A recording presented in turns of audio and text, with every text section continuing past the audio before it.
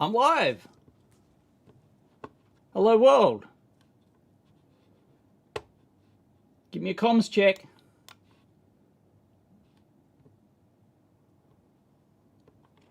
Who was first? Power cord just fell down. Who was first in there? Antonio was first. Battube. Maddie from the old dart. Or is that just your last name? Don't know if you're actually from the old dart. Santiago. Rodrigo from Santiago, 7 p.m. Hello from Germany. Let's talk about fractal antennas. Yay! Everyone's favourite subject. Mind you, we wouldn't all have all of our miniature electronics. We wouldn't have all our shoe phones if it wasn't for fractal antennas. Fractal antenna technology. That was a pretty amazing discovery, actually, fractal antennas. For those who don't know, yeah, you can, like, you don't have to make them straight or a spiral or, you know, like you can do all these really compact fractal shapes and still get the wavelength out of them. Really amazing.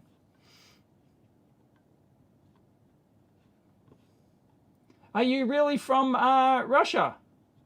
I'm sorry, I can't pronounce your name. Are you really from Russia? I thought you didn't have the internets. Hearing you 5x5, is it? PN Junction, Nikki, Ulf, from TV, from Norway, Roderick, from the nether regions again. Steve, Baloo, from Eastern US, from rainy Spain. Yeah, it's rainy here too. Couldn't ride my bike this morning. Had to take the car. Good morning from Noosa, Queensland. Noosa Heads, of course. Please, can somebody get the reference? If I said Noosa Heads, of course, who gets the reference? Who gets it? You win the internet if you get the reference. Noosa Heads, of course. It's an interesting question. Dave, what was the first PCB CAD software that you used? See, I'm professional now. I'm going to let the, I put the comment on the overlay, but I left it updating properly. The chat. I'm up to date in the chat. Greetings from the 100-meter telescope in Effelsberg. Where's Effelsberg? PN Junction? PN Junction is at a 100-meter, what? 100-meter telescope. Which one's 100 meters? That's big. Ohio. Anyway, question. Zachary Henson on the Facebooks. What was the first? Aren't you a bit young to be on Facebook? I thought it was just old people on Facebook. Isn't it just grandparents now on Facebook? And swapping photos of their grandkids? Is that it? Dave, what was the first PCB CAD software that you used and what sort of machine did it run on? I don't know. I can't remember the exact timeline, but it could be the CAD software I wrote myself. It was not called Dave CAD. I hadn't come up with that name yet. But yeah, I wrote my own PCB software.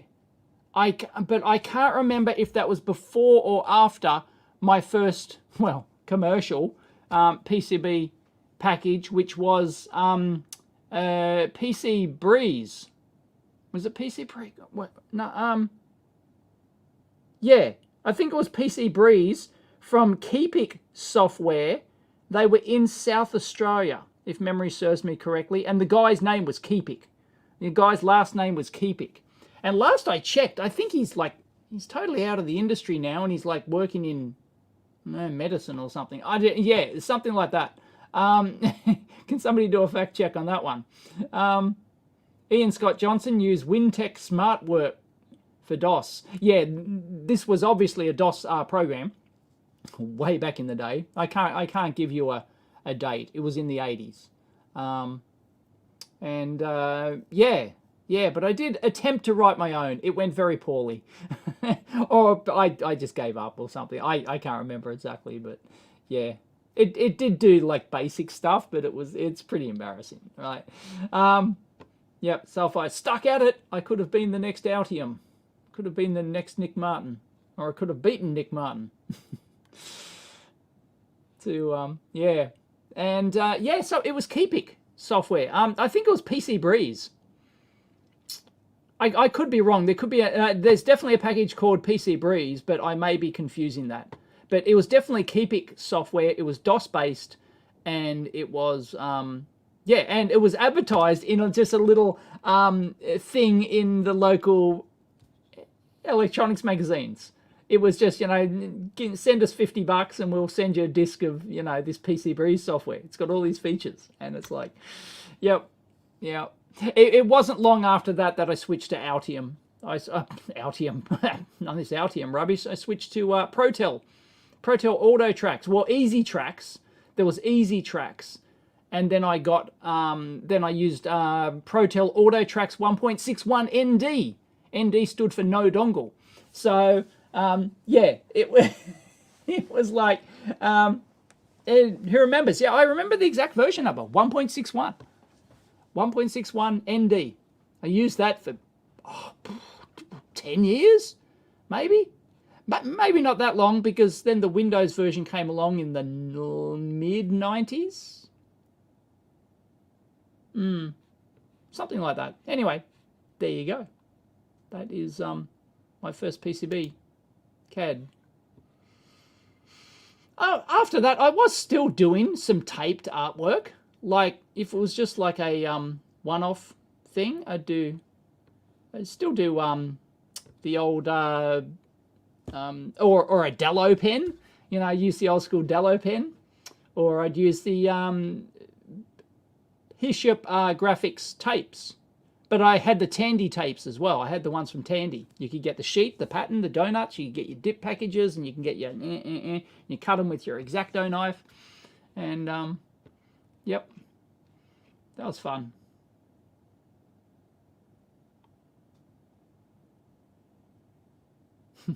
Is it a pain when you work hard but stop, and a few years later you see your idea take off? Yeah. If I had $1 for every time that's happened. You're watching the... Sorry, I interrupted. How dare I interrupt you watching the fabulous Jelly Bean comparative video. It doesn't seem to be that popular. Maybe because the length. Is it the length? Can somebody tell me? If you haven't watched, can you... Well, maybe I could put... Maybe I could put a poll, but I'd have to...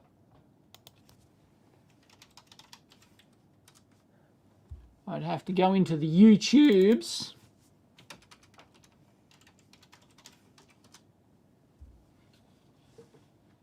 Boom. Into the YouTubes. Shut that guy up. And poll. I will create a poll.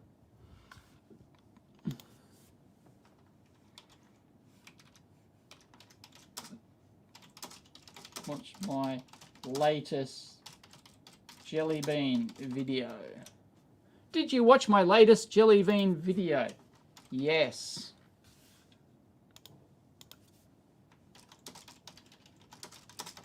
No interest in it.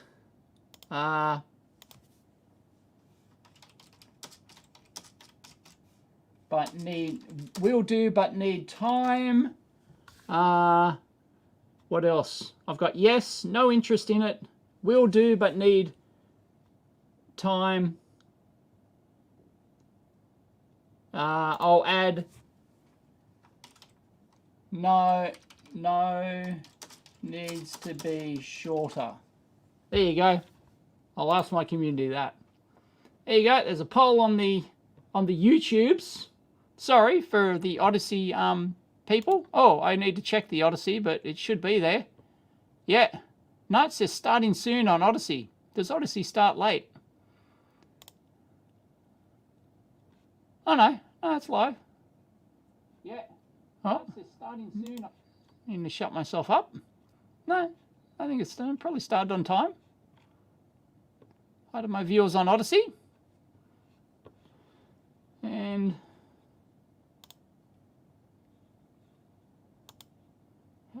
how does that... There we go. So I'll leave... Oh, 61 votes already. Wow.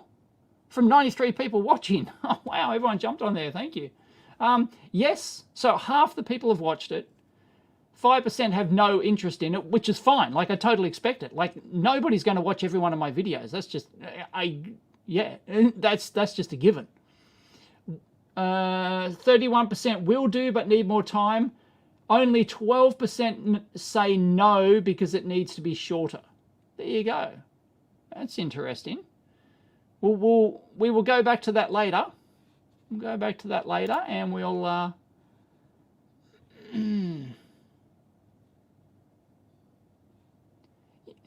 No worries, Grant. It just seemed obvious to make the comparator one after the op-amp one. No, I did the op-amp first, though, and then I did the voltage references, didn't I? Did I? I can't remember which one I did first.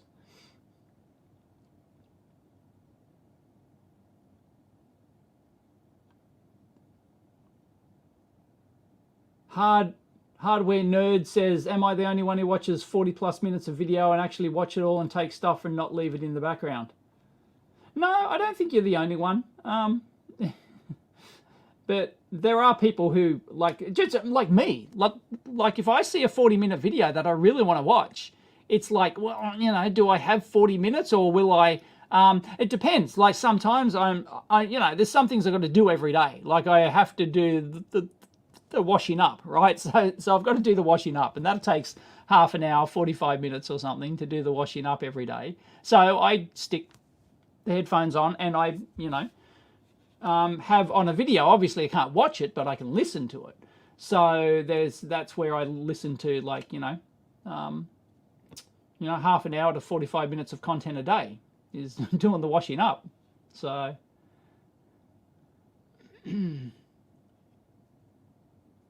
but yeah, see, that is a video I put no effort into shortening. I put absolutely no effort into it. Well, no, I got it under 40 minutes. It was 39 minutes. Like it edited out to like 41 minutes or something. So I edited it down slightly to get it to 39 minutes and 58 seconds or something. It's just that psychological thing.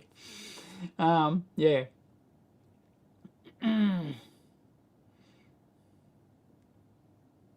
I think I've watched most, if not all, of my videos, Bob Sacamano. Wow. But you're easy to please, no kidding. Because I do a huge range of content. Jeez. I was going on site last night. I was going to go on site to shoot a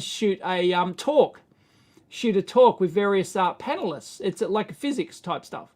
And they cancelled. They cancelled on me because there was misunderstanding about what they meant about me filming it. They thought that I just wanted the footage from it or something, and they said yes. And so I had actually prepared. Hang on.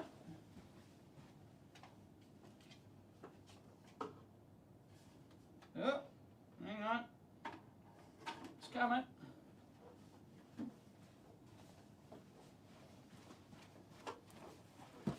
I'd actually started to prepare this.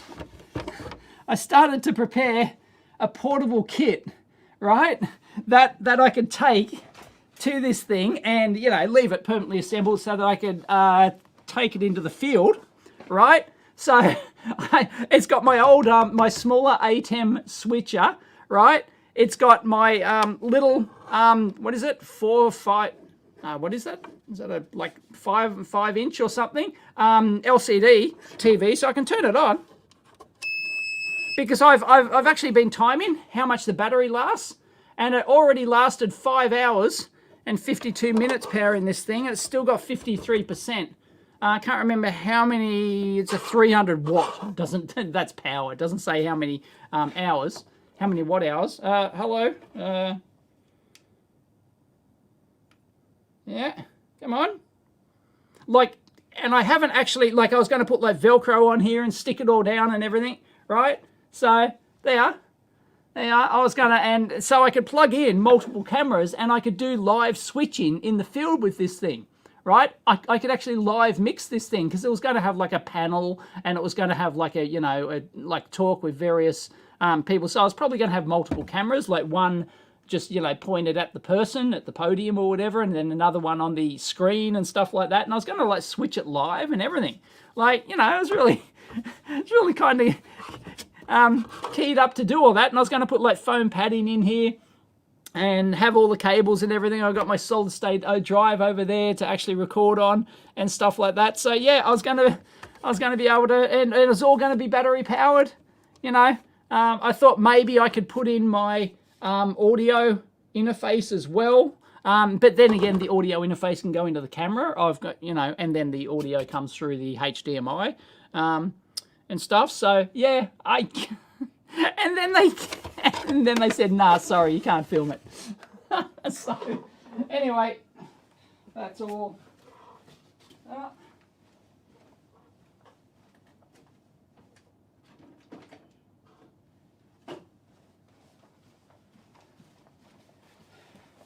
So yeah, in the end, I was still going to go just to like watch it. But in the end, I decided, no, I'm better off making content than watching content. Like, I think my hours are better off spent making content than actually going to a thing like that and just sitting there and watching it if I'm not able to actually record it. So, yeah. Yes, we have a dishwasher, multi-shizmo, but it takes time to empty the dishwasher, put stuff in it, clean all the crap off the plate. You can't just put all the crap in the dishwasher. And then there's tons of stuff that doesn't go into the dishwasher. It's got to be hand washed. Like, you know, when you've got a family of 4, okay, if it's just you at home, yeah, right, you just shove your dishwasher in, or maybe you and your partner, maybe. But when you got kids and you got to cook often different meals for the kids, right, there's a lot of washing up to do. Like, it's seriously every day, at least 30 minutes. If there's not, you know, it depends on the type of meal. But like, it's at least 30 minutes, like more like 45 minutes sometimes. If there's, you know, she's made like, you know, and she'll make like little cakey things like for the kids, lunches and all that sort of stuff. So it's not just the meals. She's like, it's not just like dinner. It's not just washing up from dinner.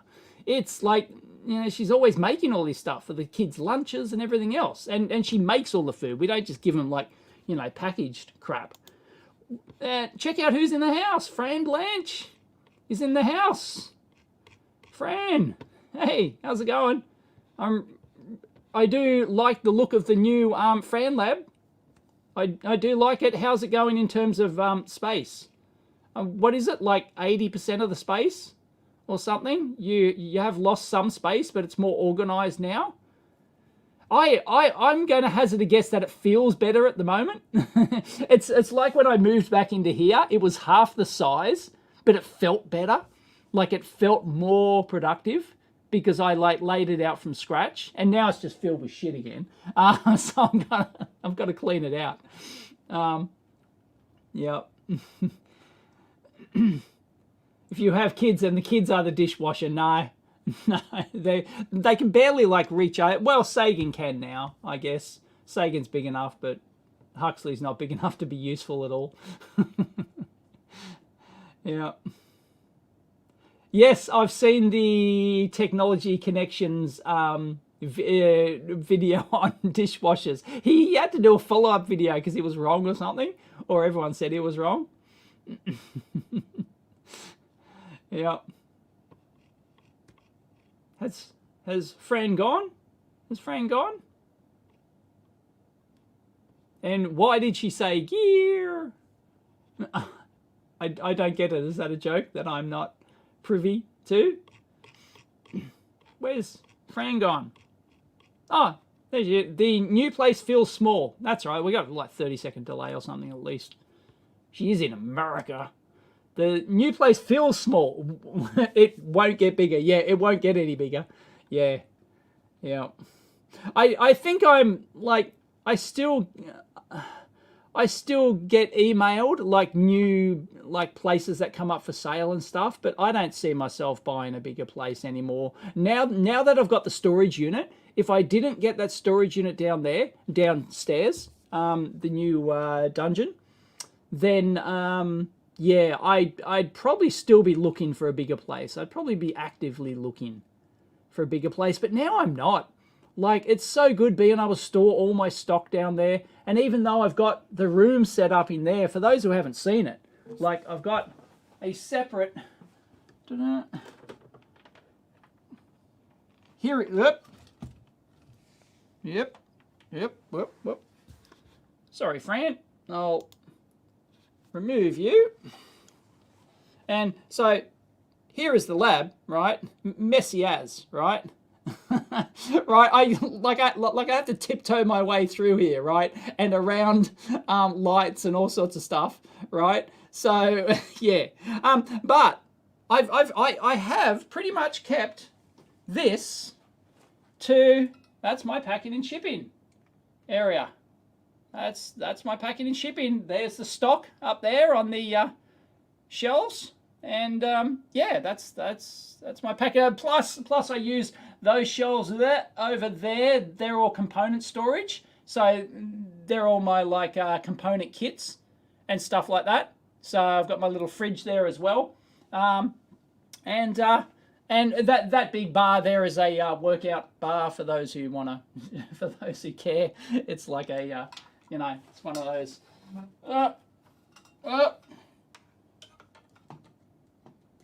No,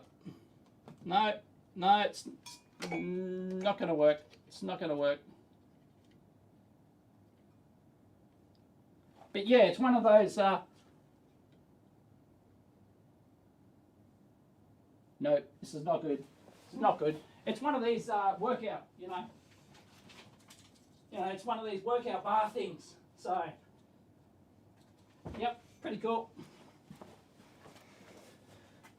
But, so, yeah, I've got enough space in there. Got enough space in here to have like a lab, a functional lab, and a editing space, and some open space. I've got some open space there to work out because I've got weights and benches and stuff. So, yeah. So, no, it's feeling pretty good. The only thing I miss is the window. That's the only thing I miss. So,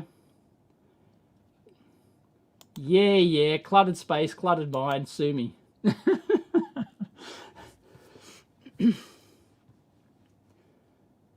I don't know what post-pab is, Heinrich. I have no idea what you're talking about.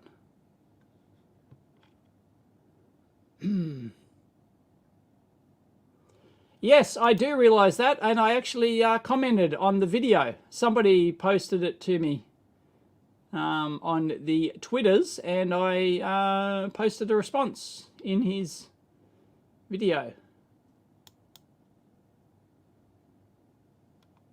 Woohoo!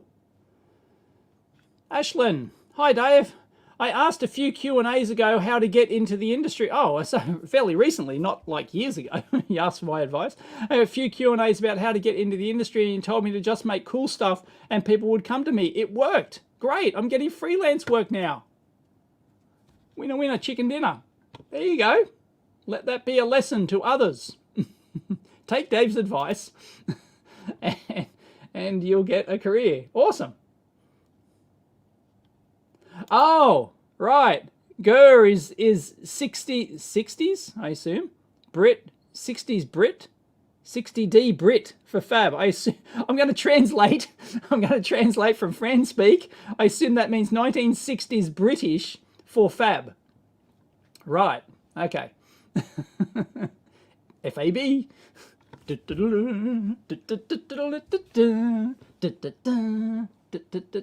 should have worn my Thunderbirds t-shirt. FAB, which they reckon stands for fully acknowledged broadcast, but you know, it's just, yep. I think it's yeah, I don't think that's true though.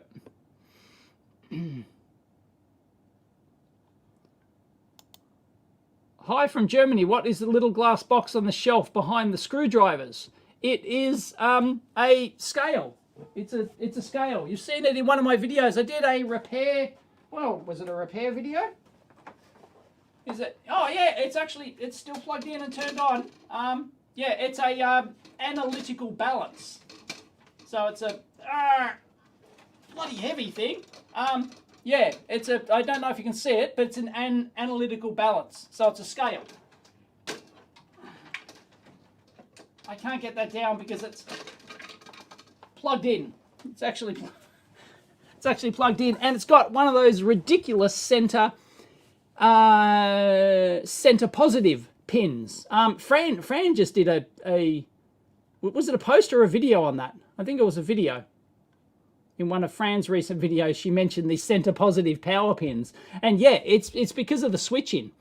It's because of the I think that might have had a battery option or something. I can't remember, but yeah, it's because a lot of battery powered things will have a pain in the ass center positive pin because because you have the switch in there, you have that little switch pin, which when you so it detects when you plug it in, and it's easier to switch the positive side using that.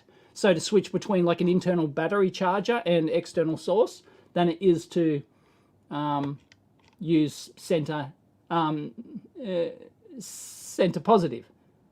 Did I say no? I said center. No, I said no. Yeah, center negative. Center negative. Did I say center positive? Center positive is what it should be. Damn it. But center negative is because so they have the positive on the outer part of the DC barrel jack, and that is part of the switching circuit. So it's easier to switch. Yeah, so that's how that works. Do you pay for electricity in the lab as a fixed cost or consumption based? It is a consumption based. It's consumption. There's individual meters. There's a big power board with, how many on this floor? I don't know. Is there 20 officers on this floor or something? And yeah, it's got all the power meters. So somebody comes along and reads all the power, or I don't know if they're remote. I think somebody comes around. I think they've still got a dial thing. I don't think they're smart meters. Yes, yes, it's way less common. It's way less common. It's a pain in the ass. My Dymo label printer has it. I did a video on that. I think I had to reverse hack my Dymo label printer. Pain in the ass. Yeah. Center negative is evil, yeah. Yes, center negative is super common on the like Frantone pedals and other music gear. Yeah. There's a historical reason for that, which I think Fran went into in one of her videos. But yeah, on most other gear, like 'cause I'm not into music gear, so I don't, I didn't really know that. Oh, maybe I did, but it's just it's really it's quite rare to find it. That's why I was surprised to find it on my Dymo label printer. I went, what the heck? But once again, the Dymo label printer has internal batteries, so they're probably using that switch. I think when I did the teardown video, maybe that's what it was. So that it could switch between the internal batteries, so they don't need any other switching circuitry. They just use the internal. So as soon as you plug it in, it disconnects the battery and switches in the external power source.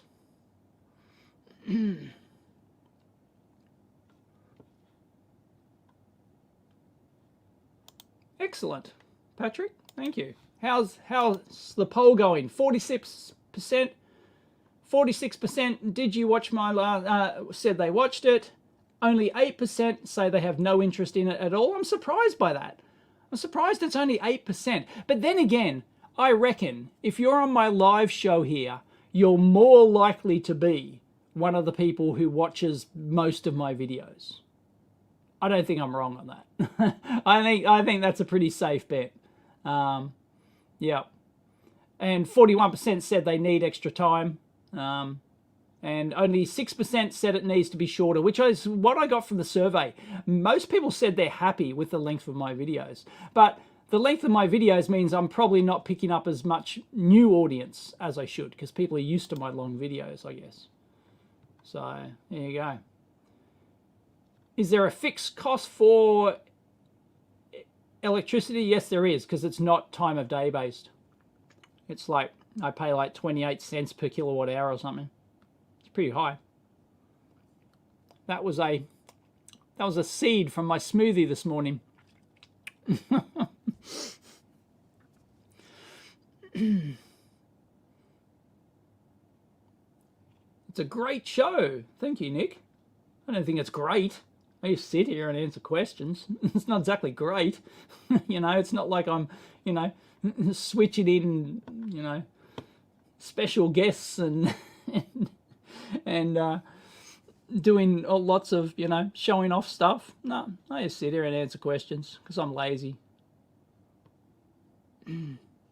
Any news on the Tagano HDMI front? Yes, there is. They came back to me. I emailed them, and because my original contact of the company's gone.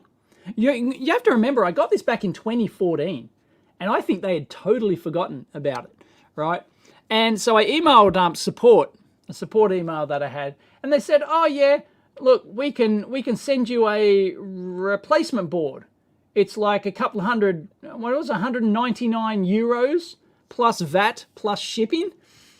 And I went, well, you know, I don't want to be a tight ass, but I went, well, you do realize that you gave this to me for free originally. And so the support person eventually found someone at the company who actually remembered me. I think, maybe, I don't know. And then they went, oh, look, we'll, oh yeah, we appreciate all your videos. It's like every video I mentioned, like I don't call it the microscope, I call it the Tagano, right? It's pretty big advertising. And so they said, oh, look, if you ship it back to us, we'll upgrade the board for you if you pay the shipping. So you only have to pay the shipping to ship it to us and then have it shipped back. And it's like, and then I'm without my microscope for a couple of weeks. So I haven't replied to them yet.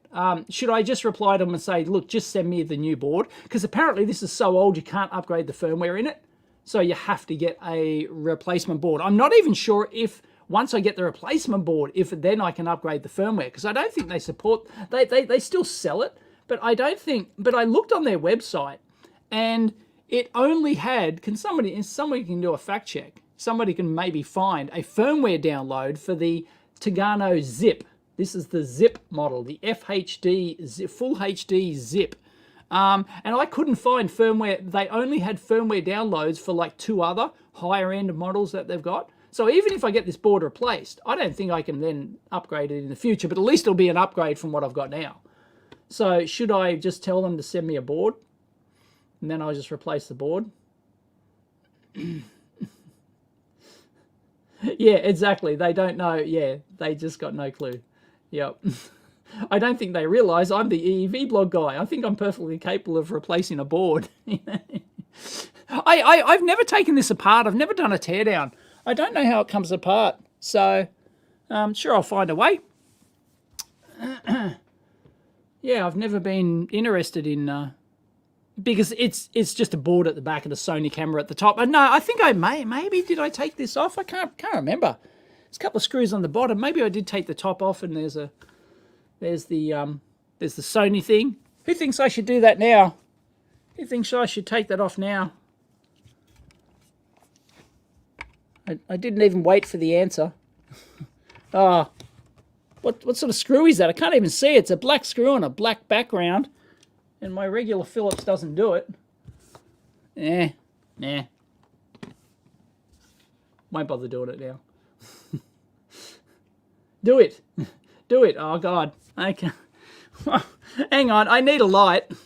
And I don't even have... Look, nothing works around here. Nothing works. I don't even have my light. My light doesn't even have a battery in it. So I can't even use my light. Like, seriously, that is a black screw on a black background with no light actually reflecting. So...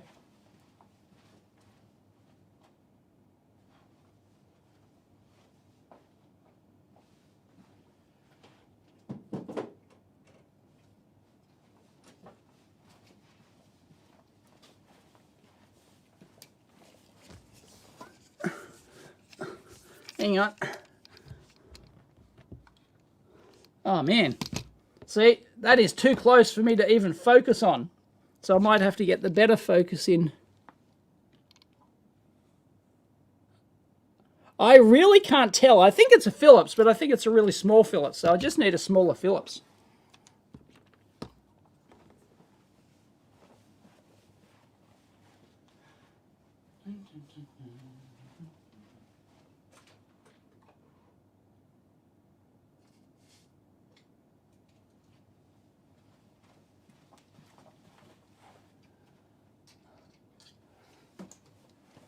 Okay, I have 3 Phillipses. Let's try a 00 Phillips. Ugh. No. No.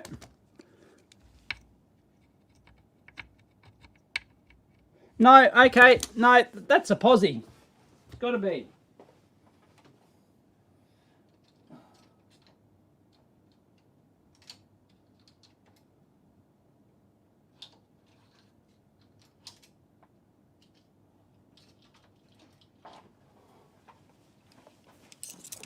Okay, let's have a look here. That's a T6. See if that fits. Seriously, it is so hard to see. If I flip it over, but I can't flip it over because all my cables are integrated with it, right? There we go. Got it. Ah.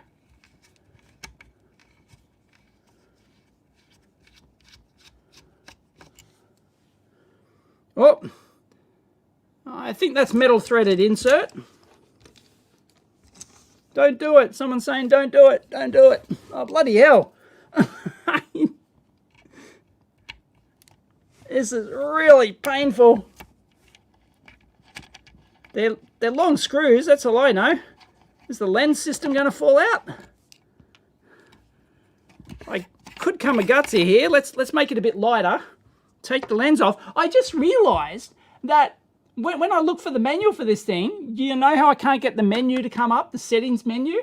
The settings menu has a setting for different times lenses. Now, I've actually got a ×10 lens for this somewhere. It didn't come with it, but it's one of my regular brand ones that I use on the front of my camera.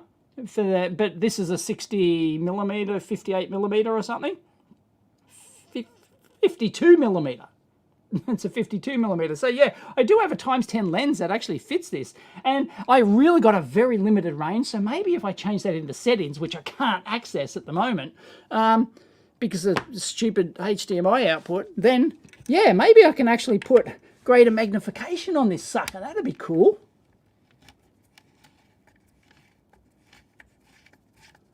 Once again, that might be a feature in the new firmware, because it's in the manual.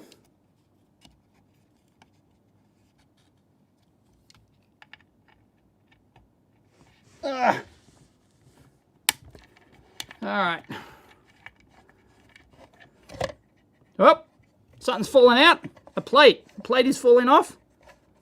Oh, it's a heavy plate. Oh, hello? Hello? Hello? I thought the top lifted off. It doesn't. Look at that. Jeez. Either I've never done that, or my memory is very poor. There you go. They've got a good lead length on that, and it's one of those individual wire ribbon things, and there you go. That's a pretty complex looking head. Wow. Okay. So it's got the lens assembly and everything. What looks like there's like a transformer, because they've got laminated bits up the top there, so I don't know what the deal is. It's got some complex shielding. Okay, I can take off that top shielding. This is a Phillips now. We've entered the world of Mr. Phillips. So I think I can take that off.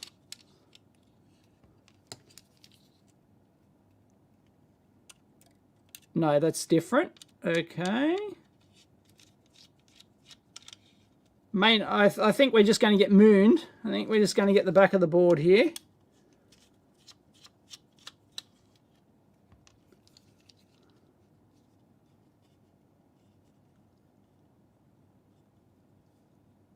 Oh, that goes inside. Okay, they just changed it from an outie to an innie.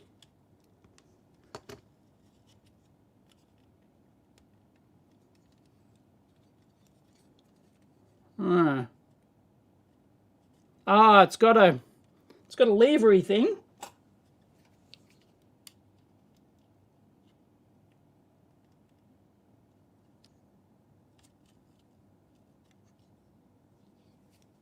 Oh, and that one goes in. Oh, wow, this is... Okay, this is a bit tricky.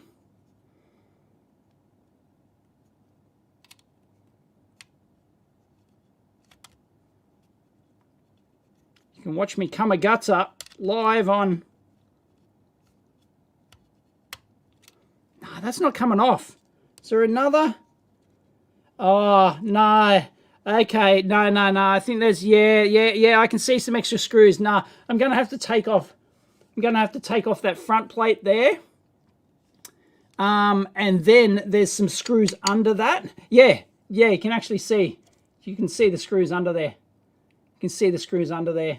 So I've got to take off that plate in order to get to those. But yeah, there it is. I mean, there's the assembly in the Tegano. It's you can see where the dollars are going, right? Because you have to remember, this is a full autofocus deep zoom assembly that's got 30 centimeters working distance up to like 30 times zoom or something. So I think it's 30 times optical. Well, don't quote me on that, but you can go look at the specs yourself. And I do believe it uses a Sony camera in it, but that'd be 20... This is a 2014 model, so it'd be like a 2013 vintage at least. Made in China. Yeah. 2014, 2013 vintage camera in it, but there you go. Jeez. They did it right. They actually designed this so that the wire length means you can sit this down on the bench. Unfortunately, I can't because I've raised my microscope up. But somebody was thinking, right? Somebody was thinking. There you go. There it is. There's the... there you go. Pretty groovy, huh? That's the Tegano camera. And by the way, update on the 2400 source measure unit. I've had it fail maybe 4 times. Like, it's very rare that it actually resets. And occasionally, like, it just turns off. It switches off completely. So I've turned it on here, and it's like... So, yeah, it's consistently failing, I guess consistently, in quote marks, in that it fails, like, once every couple of days or something. But if you want to troubleshoot something like that, you've got to wait until it dies. So if you want to try and, like, probe it and capture it, wow.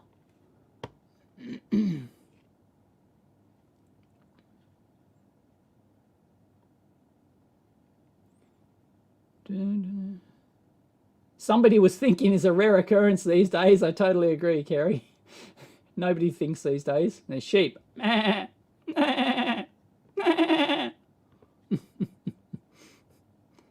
Oh, wear my mask. Did you replace all the caps in the 2400? No, because I can't get to the bloody things. I can't get to the things. I've got to make the commitment. I've got to make the commitment to go in there. And then I don't know if I've fixed it, right? I could go in there, and it really has to come apart completely before you can replace the caps. It's a pain in the ass. And and then I won't know if I fixed it. So, and then most likely Murphy says it won't be the caps, right? It'll be something else. If it was the caps, I'd be suspect. You wouldn't get these symptoms. You wouldn't get it failing like once every couple of days. You just wouldn't get it. So, yeah.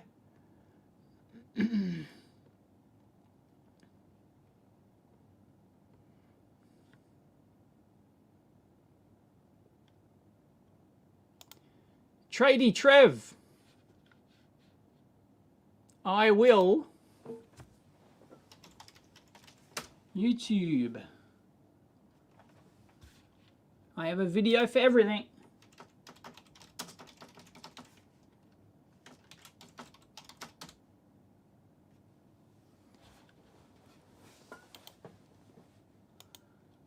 I won't toot my own horn, but I think this is a really good video you might find useful.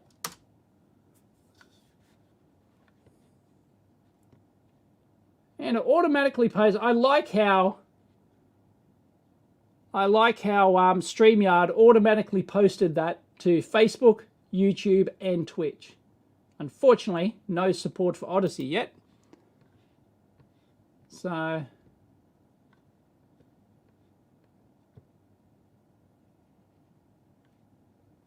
YouTube is my database. I just remembered I've done a video on that. The economics of selling hardware. If yes, can you take out a mortgage? What? Is that a two-part question, Grant? Does it have a clock in it which exceeds 9 kilohertz? Does what have a clock in it? The Tagano microscope? Or the 2400? I don't understand. If yes, can you take out a mortgage? What does that mean? Can somebody please inform Dennis what happened to the Ben Heck Dumpster Hack channel? People still keep asking.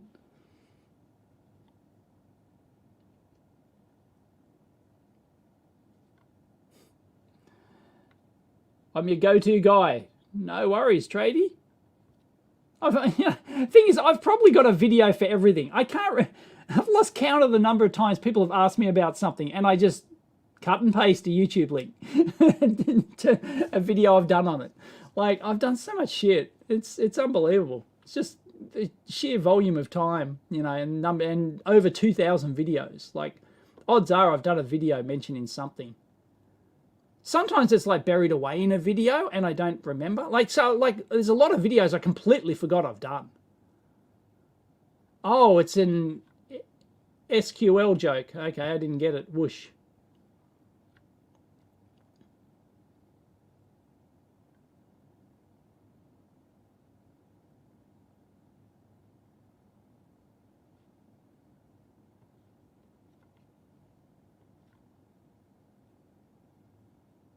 Any recommendations on how to lay out a board that uses a GSM module and an audio amplifier, power amplifier on the same board? I'm getting interference from the GSM module, the classic noise. Guess what? I've done a video on that.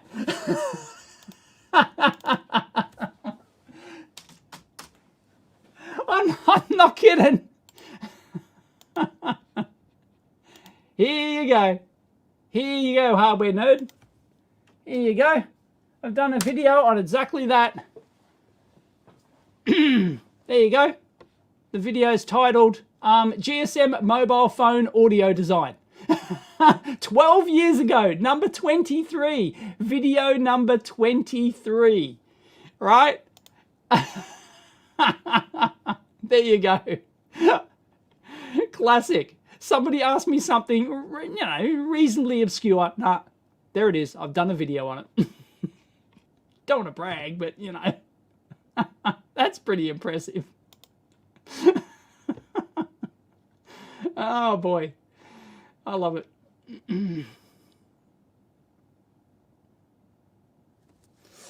Oh.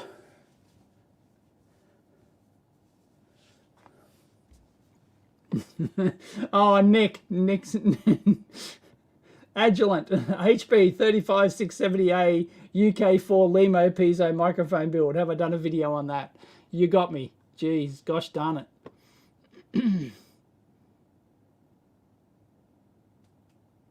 What's the most valued piece of equipment in terms of something you couldn't do without?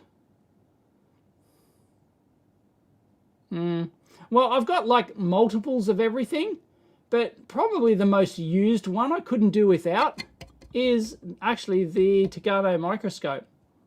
You know, like I can use my Mantis, which is really good, but it doesn't have the same zoom range, even though I've got a ×10 lens for it. I've currently got a ×8 and a ×4 fitted at the moment, so I can spin in the ×4, the standard ×4 or ×8.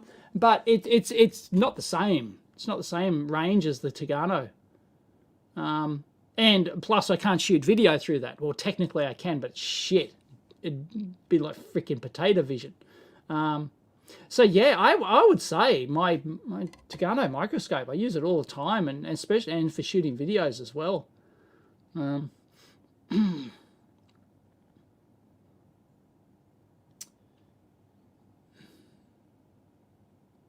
Wow, I'm gonna have to watch it now. Someone says I look like a kid. Hi, welcome to the EE. Hi, welcome to the EEVblog. Octopart. I'm wearing a jumper in that, so it must be. But it's got some ads. Oh no, hang on. Busier and Yeah, I'm wearing a jumper in that, so that must have been shot August. Okay, so yeah, it was in winter, and I'm out in my lab, which is not air conditioned. Headphone amp For those who want to see it, hang on, I'll switch it in. It's called point-to-point construction technique, but it's also called Hang on. dead bug construction technique. Hang on. And I'll explain why. Oh. Tiny cute fan package. And you actually turn it upside down on your. This is your blank copper clad board, and you actually and what you do beforehand is you actually cut in little Here we go. pads into your copper clad board. The But tools, there's I have the talent. ways to do it, but this is how I did this particular one. Anyway, you turn your chip upside down, you apply some There it is. glue, and you stick it on your board. So it's like a bug, and you turn it upside down, it's a dead bug, so the leads are sticking up. Now I'm Except this doing. one doesn't actually and what So you- I go off on a tangent, you know. I go off on a tangent. That's actually a prototype but it's I not. built. There's- That's a dead there's, bug quite- prototype. this is actually, That was a GSM. quite ugly, but it's not. So the leads are sticking. So that was me. So I went off into a complete tangent talking about dead bug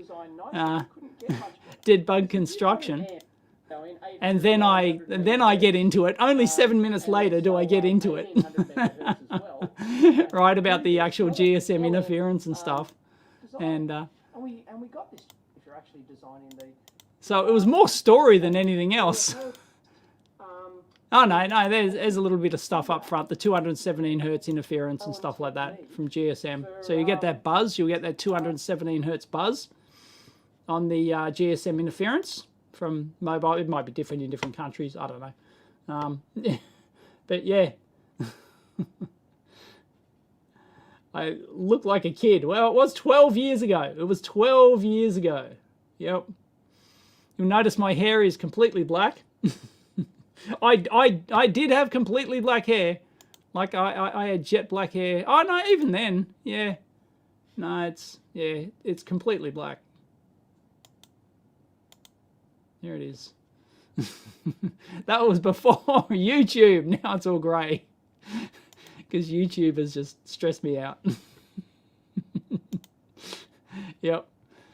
Anyway, there you go. It's amazing.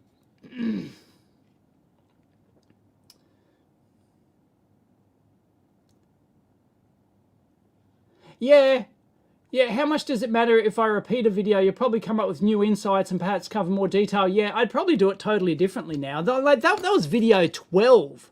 No, that was video 23. I mean, that was just like months into it. Like I was still using, that would have been shot on my DV tape camcorder, right? DV tape, PAL, 720 by 576, widescreen, because I had a widescreen format one. Although no, that's only 4:3, so I don't know what happened there. So I don't know. Yeah, that would have still been shot on my DV tape camcorder. Then I imported that on Firewire. Firewire into a PC MCIA card into my laptop. Oh, Jesus. Hey, Common Sense Skeptics in the house. How many vids total am I at now? It's well over 2,000. It could be like 2,300 or something. I've got 1,460 official videos, but my main channel has 1,800 videos, I think. Something like that, because I haven't actually, because I give them a number, but some I haven't given a number, others I've got just blab videos and numbered differently. Some were multi-parts back in the days when YouTube only gave you a 10-minute time limit, right? That is why this video, that is why this video is, I can't see it, 9 minutes and 55 seconds, right? There it is, 9 minutes and 55 seconds. That was because YouTube had a 10-minute time limit, right? There it is, 9:55. YouTube had a 10-minute time limit back then. So I had to edit that down to 10 minutes. And I still had no script, no nothing. I just turned on the camera and started waffling. And yeah, I realized it was over 10 minutes. I don't know, I might have had 15 minutes of footage or something. And I edited it down to 9 minutes and 55 seconds. But some stuff I couldn't edit down, so I did part 1, part 2.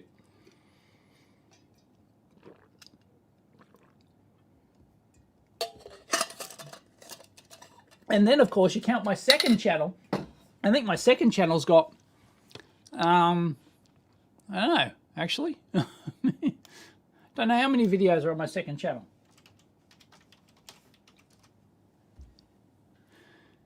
EEVblog 2. I've got,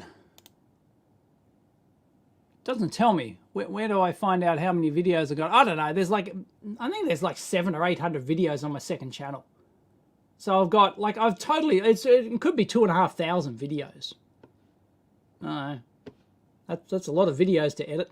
And most of the ones on my second channel, the vast majority are fully edited videos as well. They're just like less care's gone into them.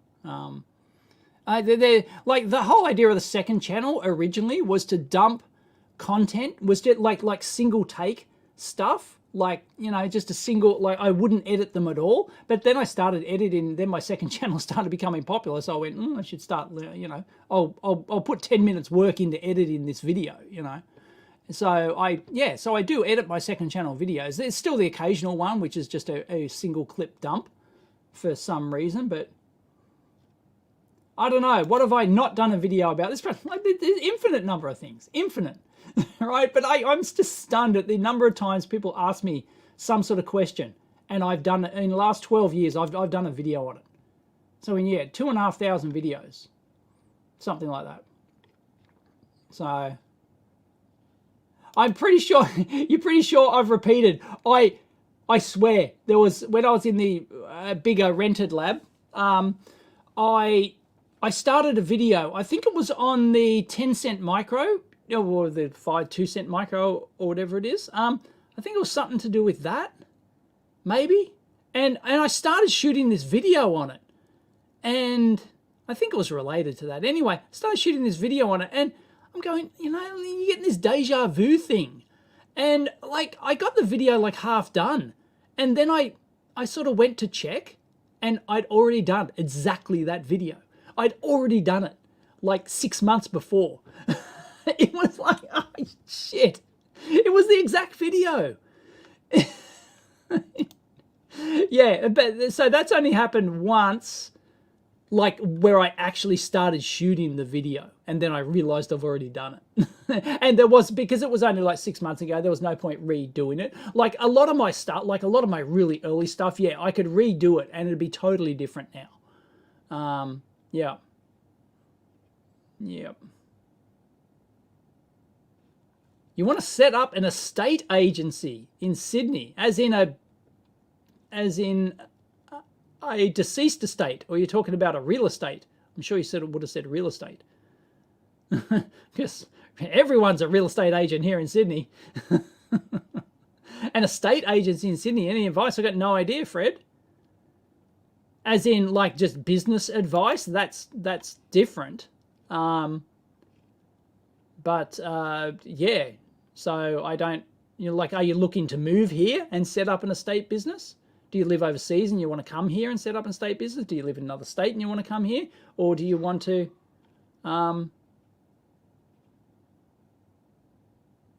or do you just want to set up a business? I don't know anything about, does anyone know anything about the estate business? I got no idea. I can give you general business advice, but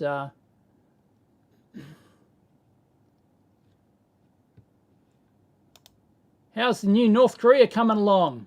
Not as bad as Canada. It was hilarious. Australia went from, like, in the late 2020s, Australia went from being the place everyone idolized and wanted to move to in late 2020, right?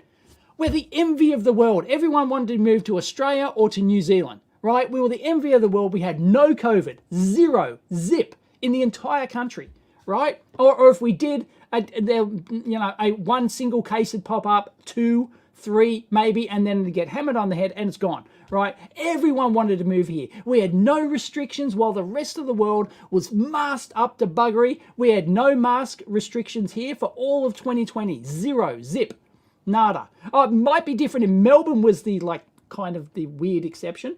But everywhere else in Australia, including here in my state and Sydney here, nothing. Everyone wanted to move here, right? Envy of the world. And then in July 2021, we're the world's laughing stock, right? We are the draconian prison colony of the world, right? We are the laughing stock. And then, of course, all that shit started to happen everywhere else. Because if you believe the conspiracy theories, they were just testing it in Australia and then it spread.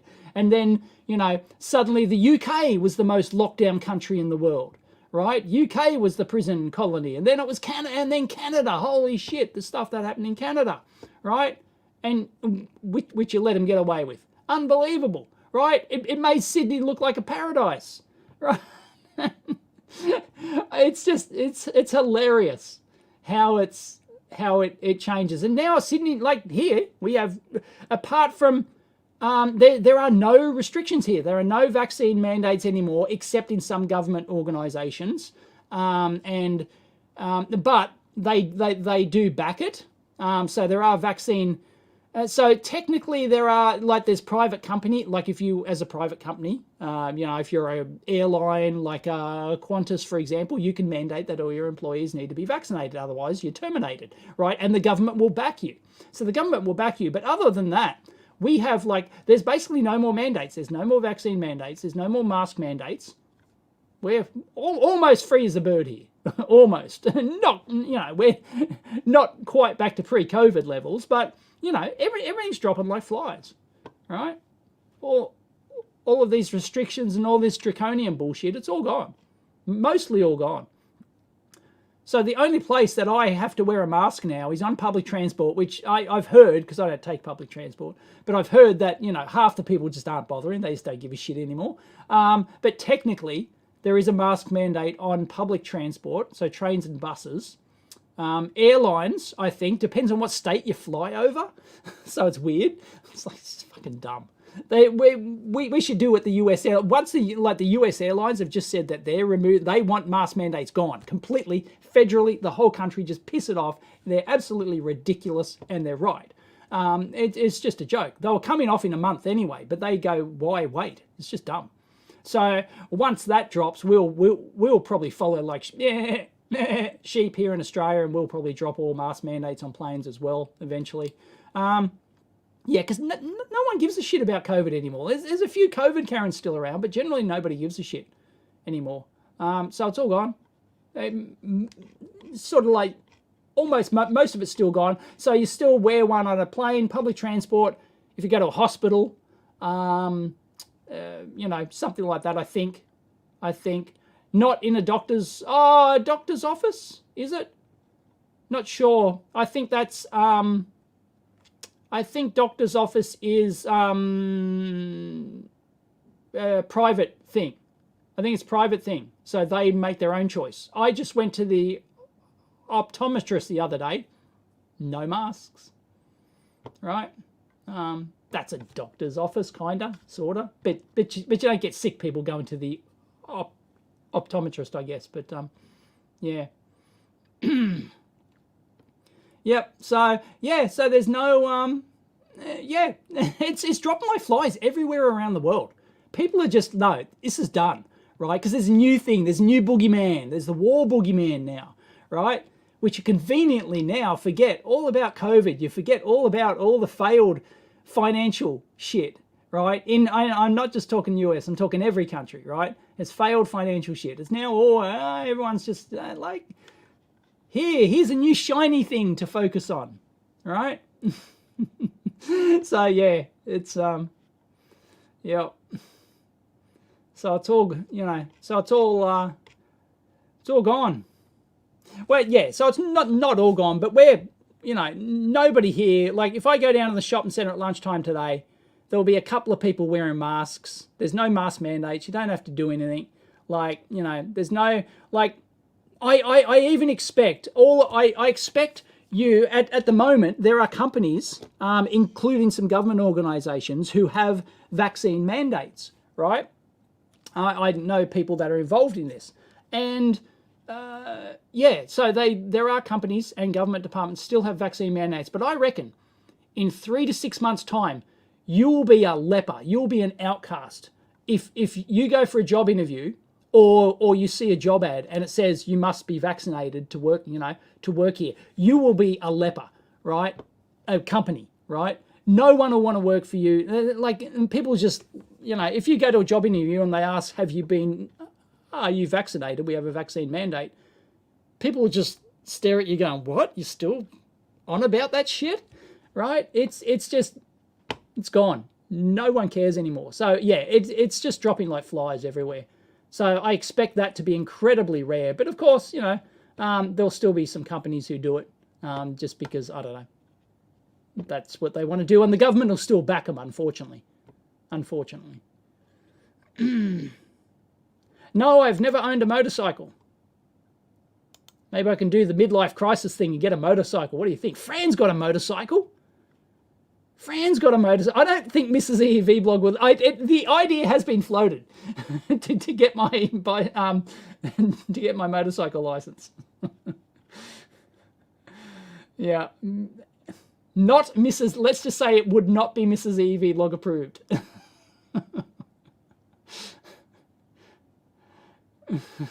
My favourite is a mask at the dentist. Yeah, I have to go back to the dentist. So I haven't been since pre-COVID.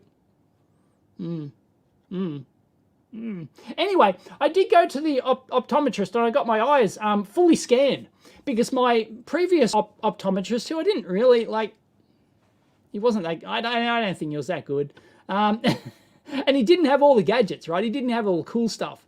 So anyway, so I found a new optometrist, one that has all the, like, I got put on 3 different machines to completely 3D scan, 3D photograph and map my eye, in like the front, the back, inside, and then they can section it like this.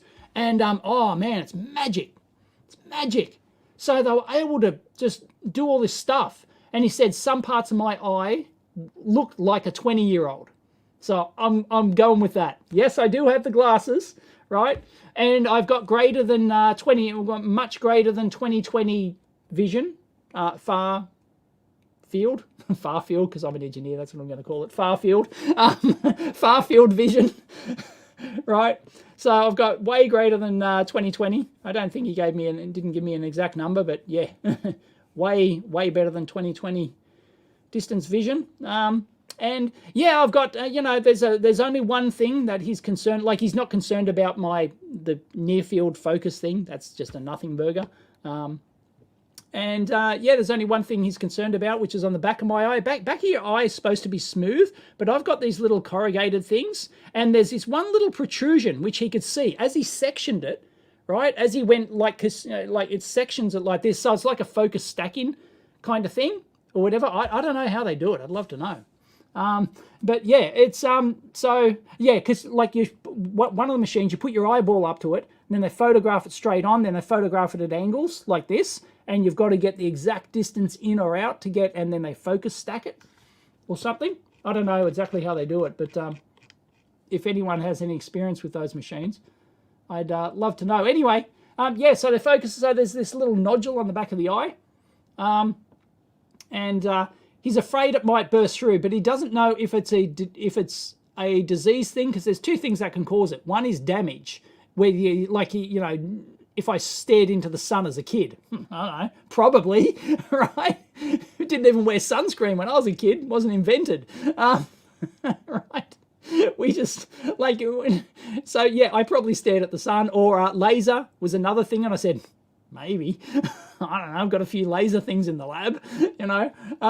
So yeah, he doesn't know if it was damaged like that, it's fine. It won't get worse. So yeah, I can't remember the exact. I don't know. He was throwing so much. Once he realised I was an engineer, he just started laying it on because he really wanted to tell me all about it. So anyway, I'm thinking about contacting him again because he was not against this. I thought about going back there with the camera and getting him to show us all his cool gear. So who would want to see that? Who would want to see me to go to a modern optometrist and have a look at all the funky stuff? And he took my glasses and my sunglasses as well and showed me the machine that measures the spectral response and stuff like that. You know, how much UV it takes out, how much blue light it takes out and stuff like that. So yeah, yep. 2020 is not perfect. Well, I guess the definition of 2020 is that it's average. Like it's what an average person you would expect to have focus at you can see something in the distance, how much detail you can see at a certain fixed distance. I think it's 14 feet or something. He bragged that he had to take out a wall in his office so that he could make it the exact length. And he reckons I'm the only optometrist who did that because I'm a nerd and I wanted the exact distance. I didn't want to have to compensate. I wanted the industry standard distance. So he reckons he's the only one that's got it. Cool. Yes. Yeah. Love optics. Way to go. I don't know how much technical detail he would know about it, but being an optometrist, like I was throwing questions at him and he was answering them. So yeah, he probably doesn't know how the laser system inside works and the optics system inside the camera works and stuff. Maybe he does. I don't know. I won't know until I talk to him. Yeah? Everyone wants it? And optometry, like, it sounds boring, but I don't think so. Like, I got put on 3 different machines to measure, and I think they collate all the info. So I'm not sure what each machine did. He did explain at the time, but I forget. So it'd be nice to get that. I think it'd be good to get that on camera. I think that'd be really good. Definitely go back. Everyone says definitely go back. 20 feet. Yeah, I think it was 2010, something like that. I think it was, yeah. It was, yeah, something like that. I've got, like, really excellent far field vision. I'm going to call it far field, damn. Yeah, 2020 is what you can see at 20 feet, what should normally be seen. Yeah, it's an average person's response at that. Anyway, this, so they can section any part of the eye. Like they can, get any section, and then it gives you like a graph of where you are based on your age and your sex and stuff, right? Where you should be within the band of, the thickness. They can go, oh yeah, the back of your, the widget at the back of your eye is 20 microns thick, and that's within this band of, you're good, right? So yeah, it's really amazing what they can do. I had no idea they can do it. Like I thought, like I knew I was going in for like a 3D eye scan. That's why I picked them, because they had all this new machine that can do it. But it's amazing. Yeah, so they put me on 3 different machines to measure all aspects, and it took like an hour and 45 minutes to go through all the tests and analyze the results and stuff. It's really amazing. Whereas my old optometrist just had the lens thing. He just had the flippy lens thing, and like, but he actually shut down, and they can't get, and he's vanished. So they don't have my old results. So they have to start from scratch. But now I've got a baseline. I've got a baseline on my eyes, so that I go back in a year's time, if I notice anything different, I can yeah. And the scary thing though is he said everyone should do this, right? Everyone, every single day. Every day, when you get up or whatever, you should have like a complex thing in front of you, like he said, some complex thing to have a look at. Shut one eye and see if there's any, like, is there any dead spots you can't, like, if there's any dead spots if you can see any like dark spots that aren't, like, you can't see any detail in. And he said if that happens to me, I've got like 3 or 4 days to go in for surgery. Otherwise, that eye is gone. You know, if this little thing at the back of my eye actually gets worse and actually protrudes through and the fluid drains out or something like that, he says that you've got, you know, 3 or 4 days to get surgery on that. They put a needle right through the back of your eye and they can, I don't know, do something. Otherwise, you're really gonna come a gutser in that eye, right? So it's yeah. Anyway. Generate lots of IR when they call. I have no idea what that means, Kerry, but that sounds bad. Yeah, I can see you got glasses in the photo. Yeah, I only need these for really close stuff or low light. Well, and low light, close up. I can do stuff close up, but it's got to have a lot of light. So yeah, and he's not the least bit concerned about that. That's just a nothing burger. So he mentioned floaters. Floaters are a complete nothing burger. He said don't worry about floaters if you do this test and you see floaters moving around or whatever. He said don't worry. I've got what's it called? Oh, I forget the name. I did know the name. I get the zigzags and stuff. I get the zigzag lines. I'm sure someone will put it in the chat.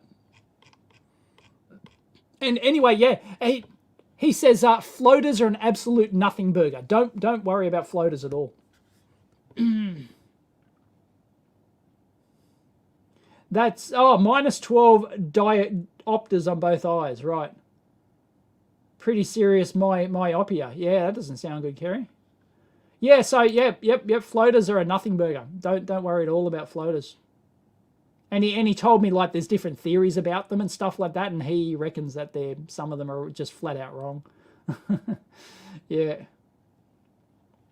Anyway, he was a really cool guy. I think this guy would be good on camera.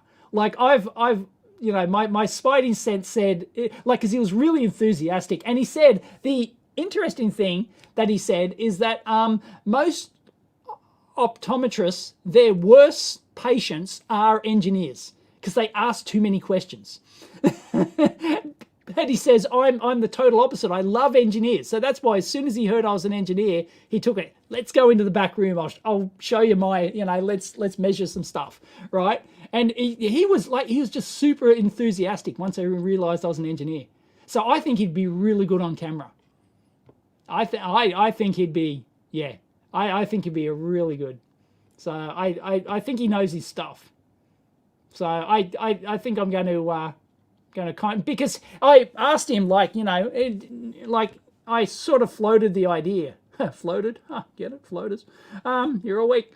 I floated the idea of, you know, maybe like shooting some stuff, and he wasn't against it. So yeah, yep.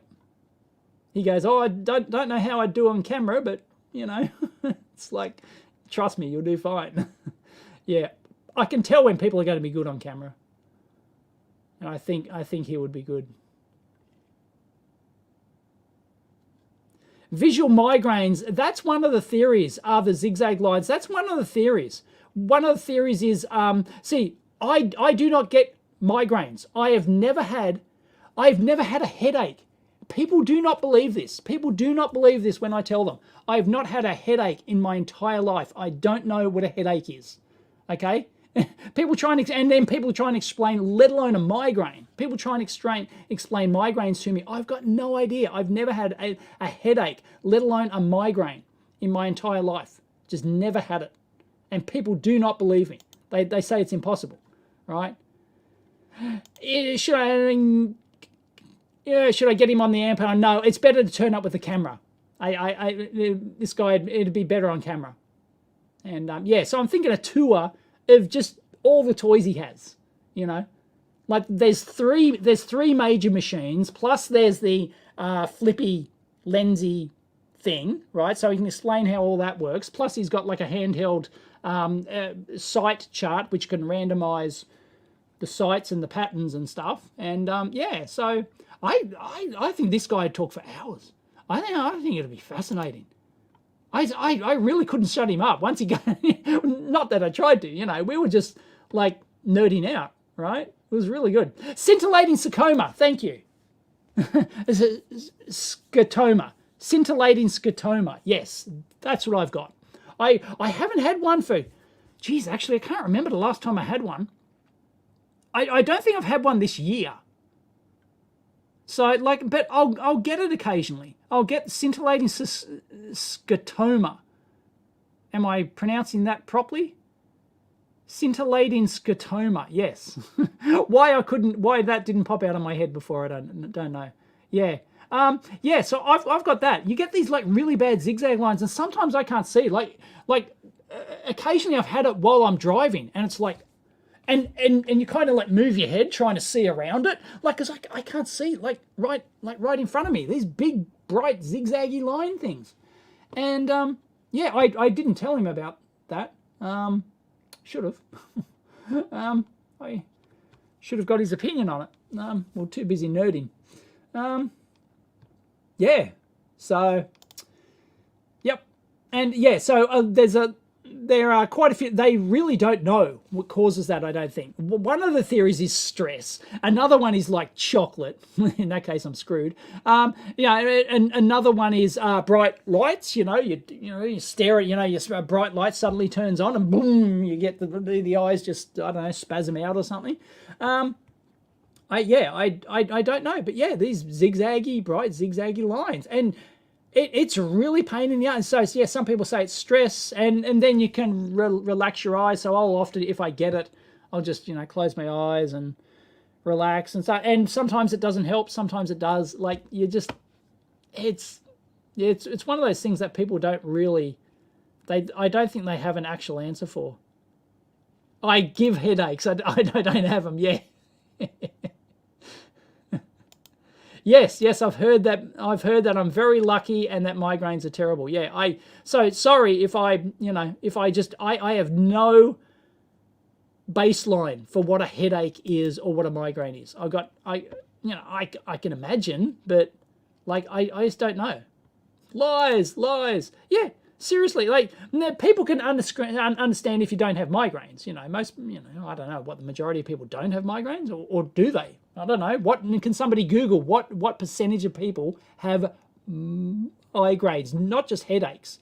Like I've just never had a headache. I don't. That's because I'm so fit. I don't know about that. I've never had a headache before I was like not fit, very unfit. Well, not unfit, but not. I weighed like 55 kilos tops most of my life. Actually, before I started going to the gym, I was the weediest, unhealthiest. I ate the unhealthiest shit. Still do sometimes. Like I'm going to have my burger and chips today. But yeah, further proof that Dave is in fact a bot.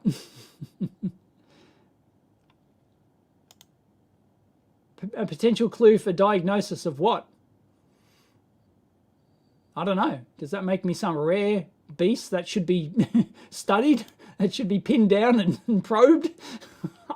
I don't know, but yeah, I don't understand what a headache is, let alone a migraine. It's real.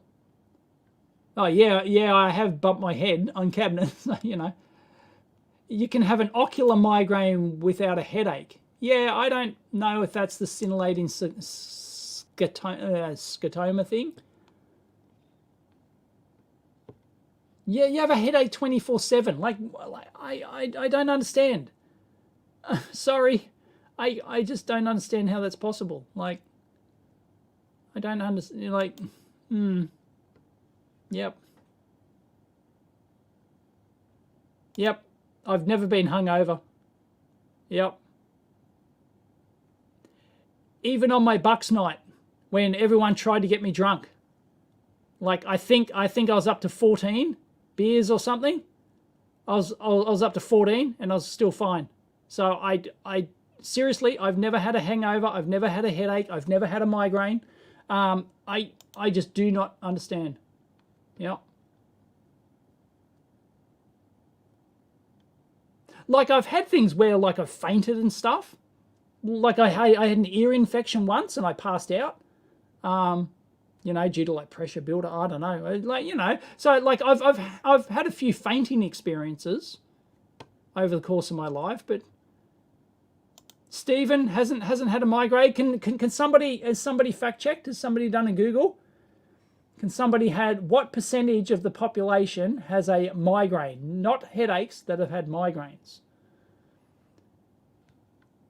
A lot of people get scintillating scotomas from working on computer screens all day. Well, that might explain it. It's the dreaded 5Gs, which they're going to install on our roof, maybe. There might be a mobile tower going on my roof if you've seen my Twitter.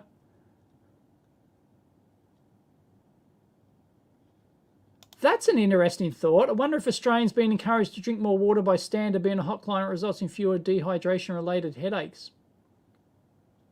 Don't know, but that's interesting. Sounds similar to the kaleidoscope effect from an ocular migraine. Yeah, I think they're different things. I think if you got like, I think there is a separate Wikipedia page for it. I think. Yeah. Another one said I'm describing a visual migraine. I think they're different. Maybe I'm wrong. I'll have to go back and do research. It's been years since I've had a look at it. But I thought they were different. Yeah, reading too many comments.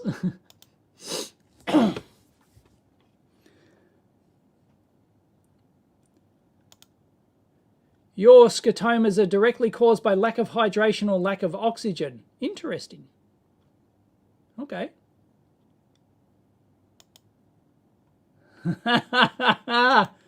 Why are there engineers? Because physicists need heroes too. Oh my God. I'm tweeting that. I'm tweeting that one. Can I capture it? Can I? Yep. I'll just put someone from my live show. Just like, because I can't capture. No, I don't have my screen capture thing installed. Control Shift print screen, is it? Control Shift print screen, does that do it? No, I don't know. Anyway, why are there engineers? Because physicists need heroes too. I'm gonna. That's good. I like that.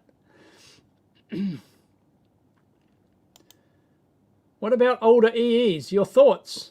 Fran just did a video on this. Older EEs can't find a job. Is Fran still in the house? What are my thoughts? I mean, you have to be more specific. Yeah, you have to be more specific. What is it, like getting a job, or are older EEs better? Are they, you know? Yeah, of course they're better. They're more betterer as you get older. So yeah, the whole job thing, I don't know. It depends. I've worked at companies where, you know, young, you just don't know anything, right? That's a given. So yeah, I don't know. It's hard. There you go. Thank you. Roughly 39 million people in the United States and 1 billion people worldwide have migraine. Right. So what have you got? 250 million, or is it 350 million in the US? So maybe you look at it like 10 to 15% of the US population has migraines. That's interesting. Wow. There you go. That's pretty high. That's probably what I was expecting. Something like that, because everyone keeps talking about it. A migraine is a headache plus a few orders of magnitude. Yeah, that's what people tell me. I still have no baseline. I can't. You know, I can imagine. Okay, you're like, I don't know, pressure inside your head or something. I don't know. Drew, never got drunk, never had a headache. Cool. Drew is one of us. One of us. Oh, I've had a few tooth things. I've had a few toothy things over the years. My teeth are not good. Most headaches I've had were nutrition water related. That's interesting. See, but even back when I would, like, I'm not kidding. I used to eat almost nothing. I was like, I wasn't anorexic, but geez, like, as I said, I weighed, like, I'm 5'9", right? I'm 175 centimeters, 5'9", smidgen under 5'9", and I used to weigh, like, the most I ever weighed was 55 kilos. That was into my early 20s, and then I started going to the gym and eating more. Like I could go all day without it. Like I'd go like whole days without eating. I just, and drinking as well. Like I just, yeah. I ate so little. So yeah. Yep. I was under, like, that was the most I weighed. Sometimes I weighed like 50 kilos or something. And that's like, I was really slim.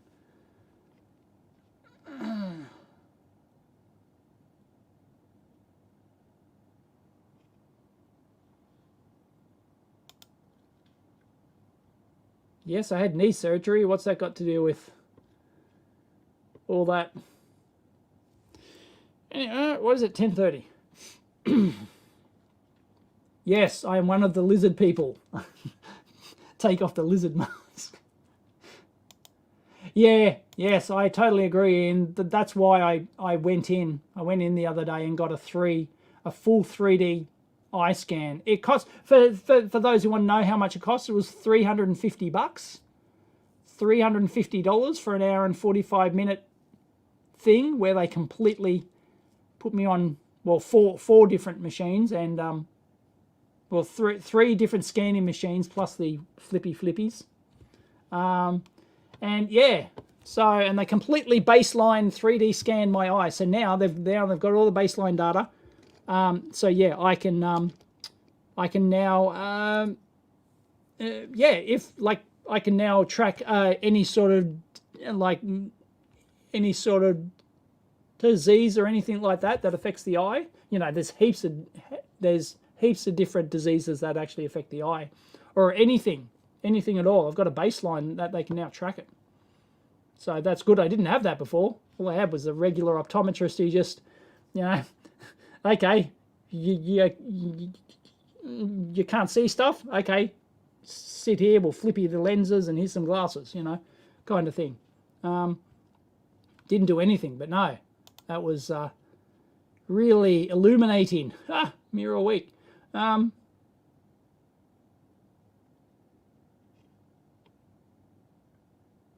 Turns out many headaches are actually tooth pain. That doesn't surprise me. A lot of things are tooth related. Yeah. Yep.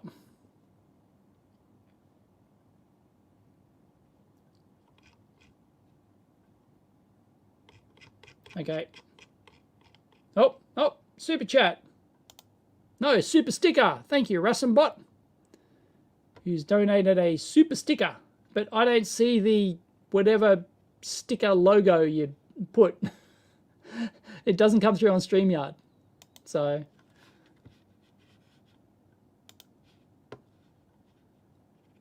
hey, there's all the comments over on the Odyssey. Sorry, Odyssey people. The solution, I won't say this what the solution to a headache is.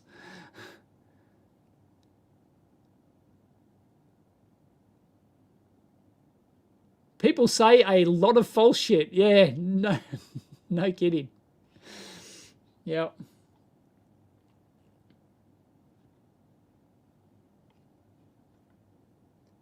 Do I like American blues? It's okay. Like, you know, I'm not going to go out of my way to to play some bluegrass, you know, but yeah, I don't mind American blues. Yeah. Yep.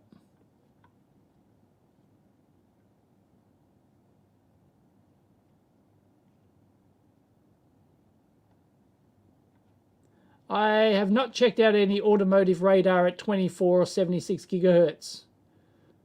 Sorry, I haven't done it. Yeah, 55 is pretty bad. Yes. If I can't imagine going back to for a benchmark, I'm 75 now. I'm 75, and there's a lot of people who consider me slim, right? They go, geez, you're slim, right? You know, so yeah, 75 kilos, but there's a lot of bulk in building up muscle there. So that made the difference. You know, plus I might have the middle-aged gut, you know, you never know. Like, I can still do a vacuum, though. I can still do a vacuum. Look at that. I can still do a vacuum. Look at that. Look at that. Hang on. There you go. I can still vacuum.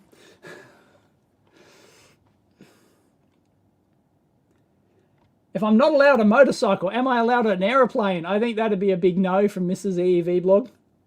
She's not super keen on planes. Yes, we have to. Yeah, because this is a special private consultation. Actually, I can't remember if I paid for. No, I get 50. I get like about 50 or 80 bucks back under our Medicare system. So out of that 350 bucks, I get 50 or 80 bucks back. So that's the regular consultation fee that the government has deemed. So if you go to an optometrist and they only charge you, you know, 50 or 80 bucks for a consultation, then it's free, right?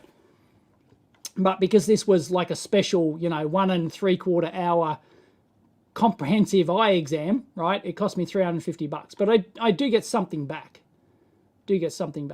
It's like when you go to the doctor here. For those who don't know, if you go to the doctor here, because we have universal healthcare for 2.5%, and for 2% of our yearly income, we get universal healthcare, world-class universal healthcare. Sorry, Yanks, for 2.5% of our income.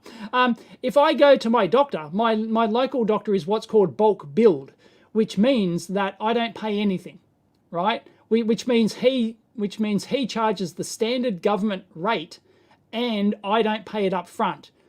Bulk billed means that he bulk bills the government, and the government pay for it. It's just a system thing. So I don't hand over when I go see a doctor. I can go to a doctor 5 times a day, 365 days a year, and it costs me nothing. Yeah, but other doctors might charge a bit more, and there'll be a gap thing. So so you might get the $50 or $75, however much the government pays. So if they charge $100, you'll be out of pocket 25 or whatever. So, and then you've got to claim it back. If the doctor's not bulk billed, if they don't have the bulk billing system, then you've got to pay when you turn up, and then you've got to claim it back via the app or you actually have to claim you have to claim something back. Same thing with my knee surgery. Like, I went into a private hospital. My knee surgery was $5,000, and that was for the world class, one of the world class knee surgeons, right? So I paid $5,000 for that. So I paid it up front, but the standard health rebate on that is like $3,500. So I got like $3,500 back. So if I went into a public hospital, I would have got that done for free. I would have got my knee surgery done for free. But you have to wait for it, and you get the work experience student in the hospital, right? Maybe. So yeah, that's how it works here. Yeah, so I only paid, I was only out of pocket like $1,500 for my knee surgery. And it's the same with the optometrist. I don't know if there's any bulk billed optometrists. I don't think so. But then again, I'm not really into the optometry thing. I don't know. It's not that common. Unfortunately, we don't get teeth either. So if you go to the dentist, I don't even think there's any rebate for teeth. No, there might be some. But teeth are very expensive here. Teeth aren't covered, which is ridiculous. Teeth aren't covered on our universal healthcare. It's terrible. In the 90s, did I live in London? No.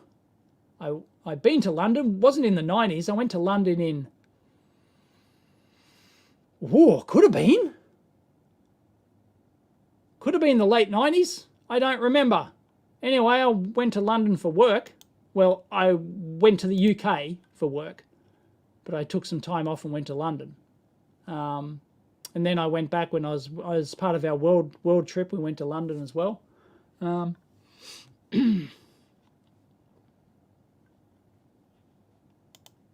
Next time I get my scintillating sarcoma, take an aspirin. See if it fixes it. Works like well, I think by the time I take an aspirin, it would have gone away anyway. Like, it doesn't stay there all day. Like, sometimes it'll stay there for a few minutes. Sometimes, like, if it's really bad, it'll stay there for like 15, 20 minutes maybe. But yeah, I don't think there's any way I can prove that an aspirin did anything. So yeah, it just magically goes away.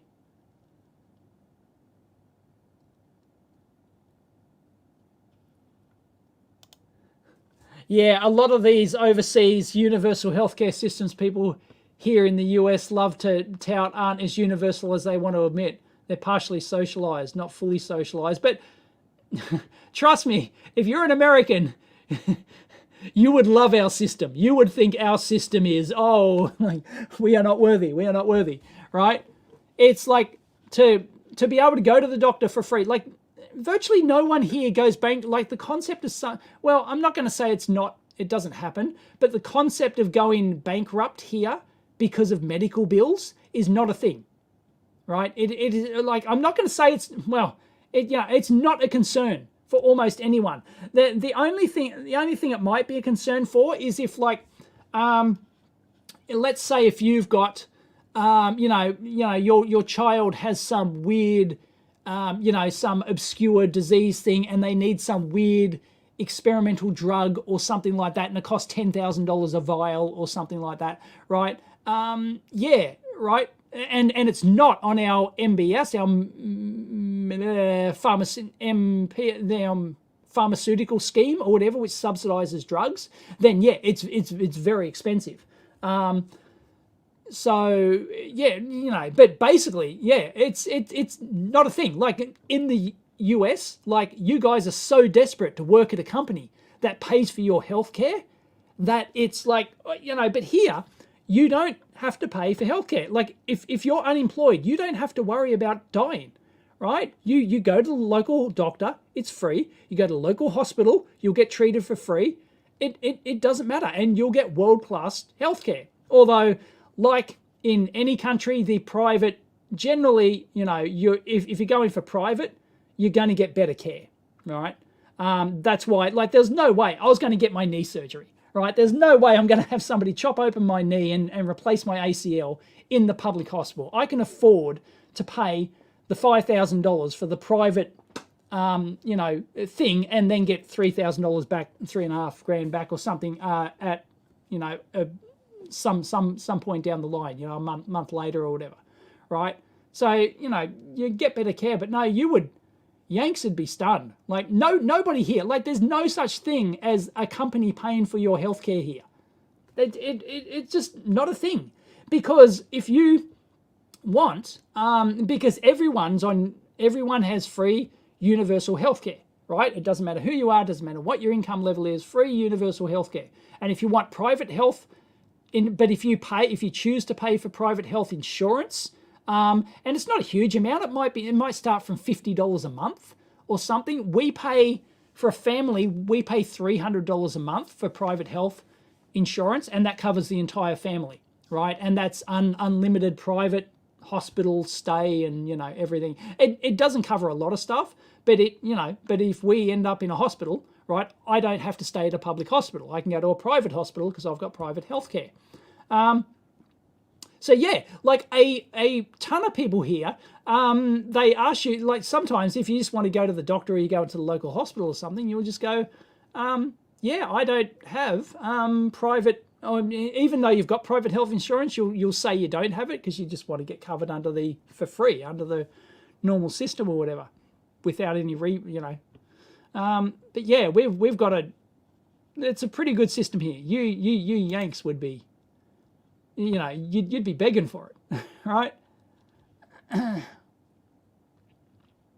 I don't understand that. How come Australia is not accused of being a socialist country by Yanks, having healthcare for only 2% of income, right? It's like, you can call it socialism all you want, right?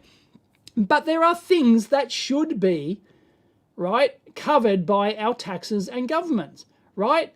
You know, you should have, right, all your basic stuff, healthcare, communications infrastructure, power infrastructure, sewage infrastructure, right? All this, like all your basic, like your roads and right, everything should be like, these things should not be private, right? There should be private options, right? There should be private options, but everyone should, you know, there's some basic stuff that, you know, you should have, all right?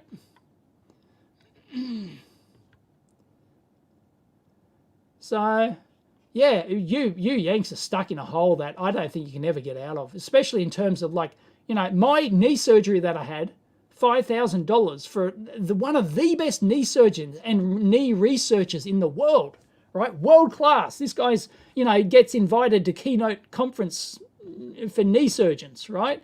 And he gives like keynotes and stuff, right? That's how good this guy is. I actually read many of his papers before I chose him to do my knee surgery. And yeah, and it cost $5,000, right? And the same surgery in the US, I believe, is $20,000 to $25,000. It's just nuts, right? It's just absolutely nuts. And that's private, like, and that's the actual cost. That's not subsidized. That's $5,000, right? And yes, I got some of that back as part of the government universal healthcare system, but I didn't get it all back. But even if I didn't claim it, like, you don't have to claim it back if you don't want to. It would only cost me $5,000. It's crazy. So yes, somebody's near midnight. How is my knee, by the way? It's pretty good. No problems really. Your kidney stone surgery cost $10,000. Is that a major surgery? I thought that was like not much of a. I thought that wasn't like a huge deal. Geez, I don't know how much kidney surgery would cost here in a private hospital. But geez, if 5 people worked on me, you know, on my knee surgery, like I was in there for like, I don't know, don't know how long a knee surgery is, but you know, there's a lot of people. There's a big team that have to work on you, and yeah, and it was only $5,000. I can't imagine a kidney stone surgery costing $10,000. You know, private hospital here. That just sounds.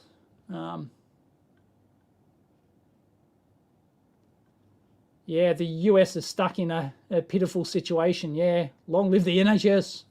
Hong Kong for the NHS. What is it? No, clap for the NHS. Yep. Yeah, our public health system here is excellent.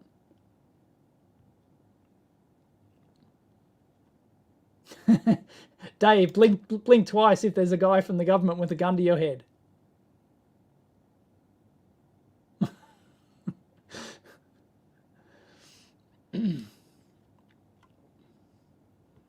Yeah, I think the US is just stuck in a thing where, like, they've just let the pharmaceutical companies and the private industry just up and up the prices to ridiculous proportions, and there's just no way out of it.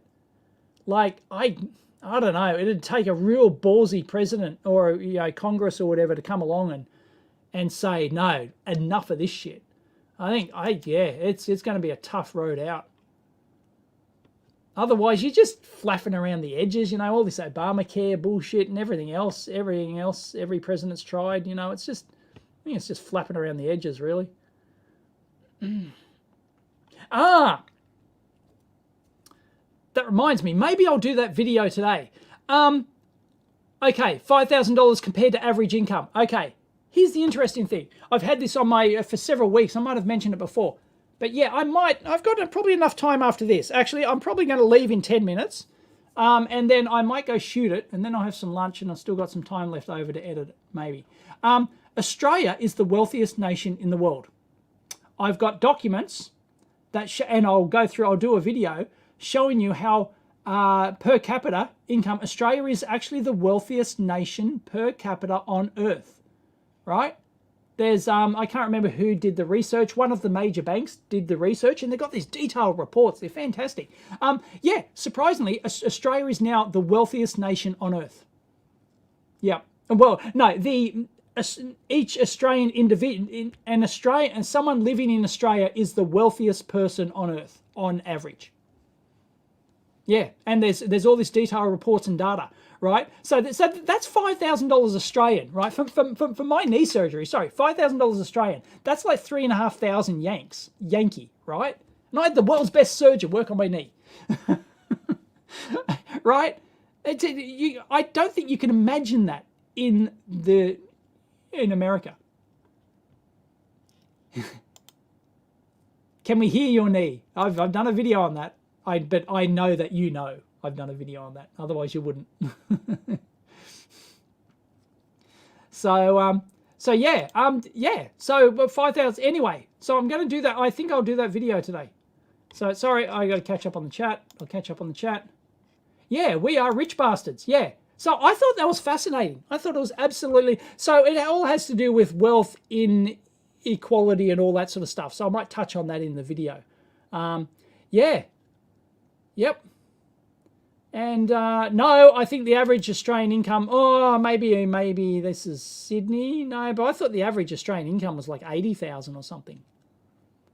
Yeah, anyway, yeah, so it factors in, yes, so the wealthiest nation on earth. So it's not only just income, but also expenses, what things cost and stuff. So even with, but this wealthiest nation on earth thing includes housing, right? Because we have one of the most expensive housing markets in the world, and everyone owns a house here, right? So it's like there's this, but it all factors into it. But they've factored all this into it in their research. They do this extensive report every year. I can't remember the bank. Like is it Credit Suisse or whatever the Swiss one is it? I think it's one of their reports. And yeah, Australia is the wealthiest nation on earth. Australians are the wealthiest. So I think that's interesting. I think we were like number 3 on the list, and we've now shot to number 1. So yep. I'm going to go through those reports. I think that's an interesting video. It'll go on my second channel, Yeah. Gina Reinhardt plus Twiggy has all the chips. Australia is by household income. Yeah. But it also includes like how much things cost, the actual cost of living here, cost of surgeries, the cost of everything, right? Everything factored in. Yeah, we are the wealthiest in the world. Yeah.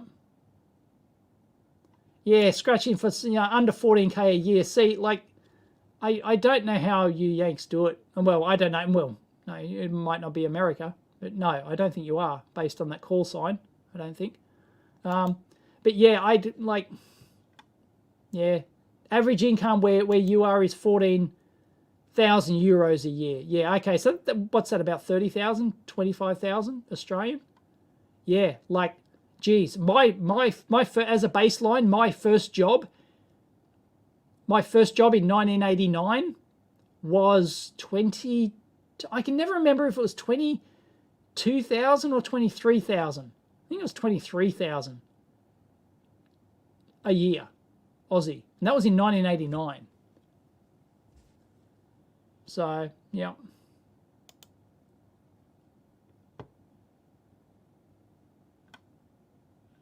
Really? I heard 3,000 US for knee surgery isn't unimaginable. I've heard that it was like 15 to 20 at least, minimum, US. That's what I heard. I heard that it was unheard of to be able to get that anywhere in the US for that sort of money. Maybe there's some dodgy private place. I don't know.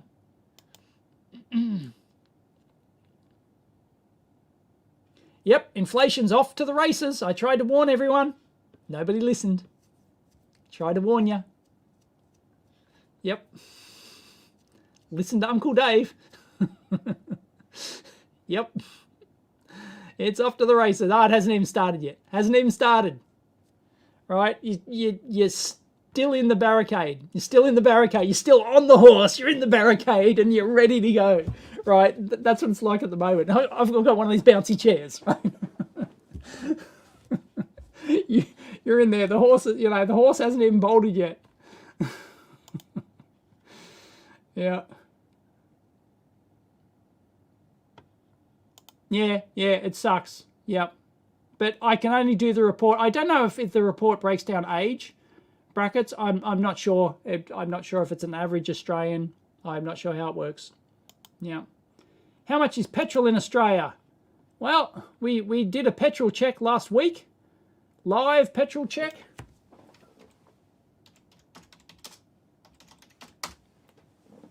Fuel check. .newsouthwales.gov. Average price is 203 cents per litre for E10. That's that ethanol rubbish. But it could be as much as it could be as much as like 220 a litre, something like that.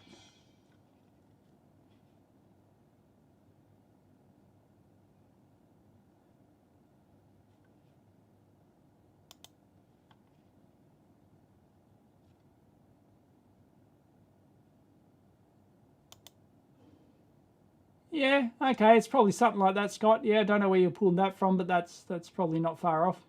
Yep. You should buy some Aussie dollars. I don't know about that.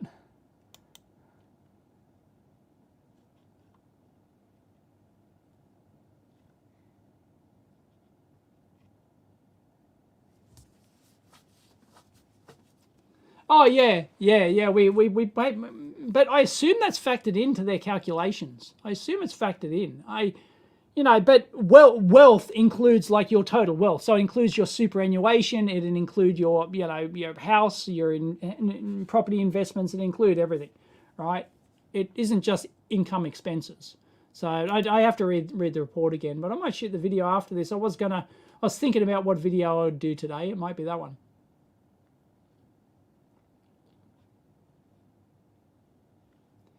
Yeah, we are ahead of the Norwegians. I think the Norwegians used to be number one. But we pipped them. I think we pipped them in the last couple of years. Yeah, I think Norway was pretty close. They're like definitely in the top 5. They were. I think they might have been number 1 at one point, and we have pipped them. So there you go. There you go, Nick. We started for the CSIRO, so you started working the same year I did, 1989, and the same salary. Wow, there you go. So, yep, you started at the CSIRO. I started at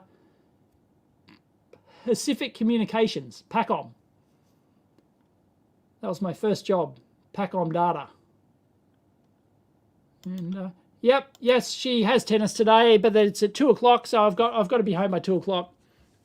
So it's 11 o'clock now. I've done my 2 hours. I should go. So thank you, everyone. No, I have not seen that. Gregory, Fluke recalled some 87 meters about a comm socket. I have not heard that. I have not seen that on the EEVblog forum. It could be on the EEVblog forum, but I haven't seen it. Wow. Okay. Why? Are they actually cracking, or what? What is solder joints? What is the issue?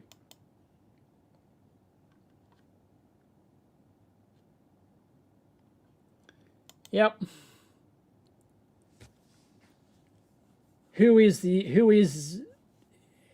FFS? I don't know who that is, but yeah, anyone with any clue has been warning you about inflation. Nobody wants to believe it. Nobody wants to believe it. It's like sucked into you if you haven't been planning for inflation.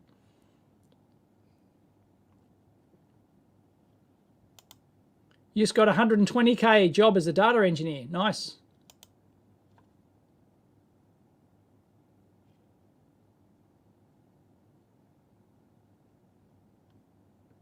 What's the best joke I've ever remembered?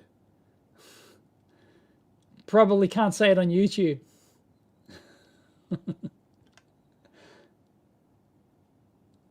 We won't own anything and we'll be happy. Yep. Yep.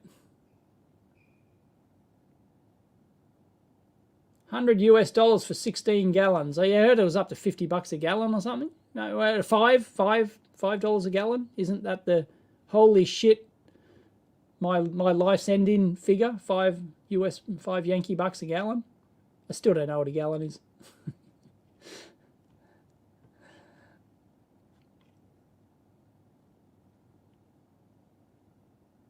Anyway, yep, I better go, people.